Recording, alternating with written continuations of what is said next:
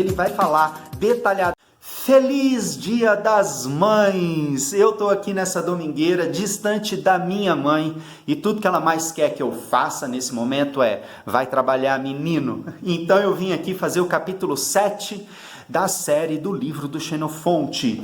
E esse capítulo tá muito interessante, difícil pra caramba, porque é muita coisa técnica. O Xenofonte cai aqui em como montar no cavalo, pegar na rédea, como posicionar o seu corpo, os exercícios para se fazer com o cavalo durante o treinamento e mais. Ele dá uma dica maravilhosa que eu vou contar para vocês no final desse vídeo. É uma dica muito legal que a gente costuma usar, inclusive. Vamos lá ao capítulo 7. Bem, ele vai falar aqui, primeiro, vamos contextualizar novamente. Eles não estão usando sela aqui, é uma época que eles usam só embocadura, cabeçada e rédea, ou seja, eles montam a pelo, tá bom? Então, ele vai dar uma sugestão de como fazer a montaria no cavalo, sem a sela, segurando o cabresto do lado esquerdo. O Xenofonte fala um detalhe aqui, que se você comprou esse cavalo, você já deveria ter feito isso no momento da compra, para você saber o nível de domesticação que está esse cavalo. Do contrário, você deve ensiná-lo. Uma coisa muito interessante que ele fala depois, inclusive, que o cavalo deve permanecer parado para montar. Para nós que somos domadores, esse é um termômetro muito importante da domesticação, né? E Xenofonte já está preocupado com isso em 2.400 anos atrás. Bueno. Então, parece que é importante sim. Então, ele fala de uma maneira de travar o cavalo na hora de montar do lado esquerdo dele. E que durante a montaria o cavalo deve permanecer parado, inclusive esperar o cavaleiro pegar o assento, se necessário, levantar a saia e colocar a saia pelo lado de cima. Lembrando que eles utilizavam saia nesse momento e provavelmente quando você monta ali no cavalo, a saia fica presa. E Xenofonte faz essa observação no livro. Não é bonito? Eu adoro! Uma coisa muito legal que ele fala, que eu já ouvi de muitos profissionais, que é o seguinte: não aprovo sentar num cavalo como se fosse numa cadeira. Pegou pesado, hein? Pegou pesado, hein? Montar no cavalo exige um equilíbrio, uma postura, uma maneira de se fazer, que não é a mesma da cadeira. Então ele vai falar algumas coisas técnicas, como as coxas devem estar sobre o cavalo, numa determinada posição. Inclusive, tem aqui um desenho que apresenta isso. Eu não sei se você consegue ver aqui esse desenho, né? Você está vendo de saia, a coxa do cavaleiro onde que está posicionado, né?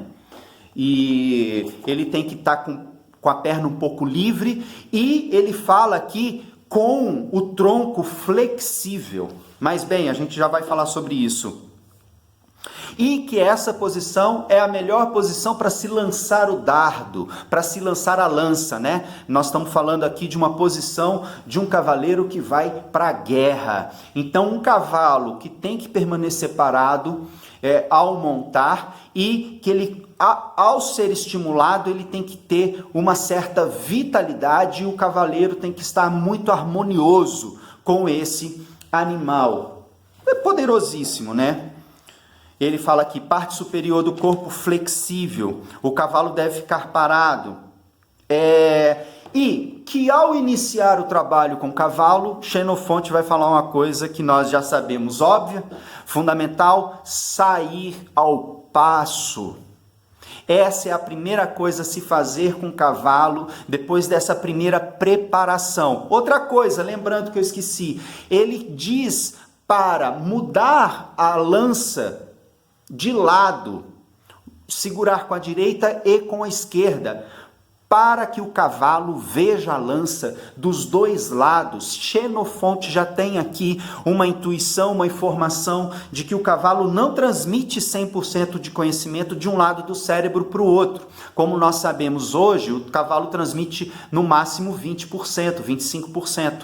Tanto que nós precisamos trabalhar sempre dos dois lados. E ele já se preocupa com isso aqui, sempre está trabalhando dos dois lados de uma maneira a ensinar o cavalo dessa maneira. Então, voltando, sair ao passo e depois do passo pegar o trote do cavalo, e ele vai falar detalhadamente como fazer isso. Então eu indico, lembrando que esse vídeo é um vídeo de comentário do livro, ele não substitui o livro, são os meus comentários sobre aquilo que eu vejo. Se você for ler esse livro, você vai ver 1000 coisas muito legais, indico a literatura.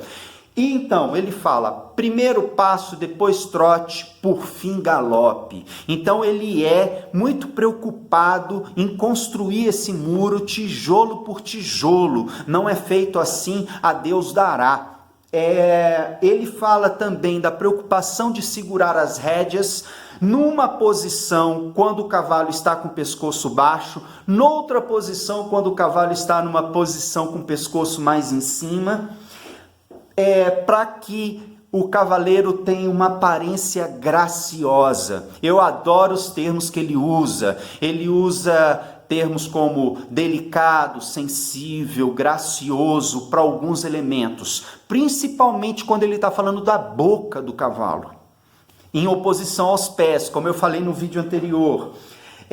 Ele fala muito aqui, fala muito não, mas ele detalha, às vezes, mudar de direção, trabalhar em círculos. Um círculo fechado é mais difícil para o cavalo. Ele cita isso no capítulo 7, gente.